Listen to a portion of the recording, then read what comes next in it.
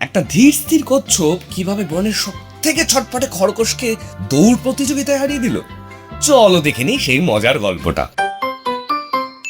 এক ছিল খরগোশ, তার তো খুব দেমাক।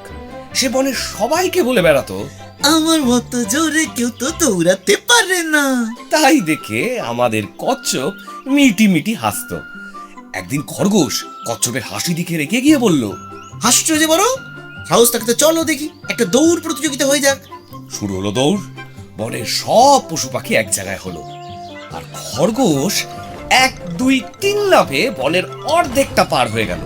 কিন্তু কচ্ছপ, সে তার ছোট্ট 4টে পা ফেলে খুব ধীরে ধীরে টুক টুক করে এগোতে লাগলো।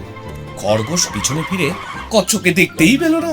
সে খুশি হয়ে ভাবলো, আরে ওই কচ্ছপটা তো এখনো বনের মাথাতেই আসতে পারেনি। আর ওর দাও কি মিষ্টি। গাছের ছায়ায় একটু জিরিয়ে নি, ও আসুক না, তারপর এক দৌড়ে আমি জিতে যাব। টুক টুক টুক টুক টুক টুক টুক। এদিকে কচ্ছপ কিন্তু থামেনি। তার খুব কষ্ট হচ্ছিল, রোদে মুখ শুকিয়ে যাচ্ছিল, তবু সে চলতেই থাকলো। হাঁটতে হাঁটতে সে একসময় ঘুমন্ত খরগোশকেও ছাড়িয়ে গেল। খরগোশ তখনও নাক ডেকে ঘুমোচ্ছে, আর কচ্ছপ ধীরে ধীরে পৌঁছে গেল একদম ফিনিশিং লাইনের কাছে।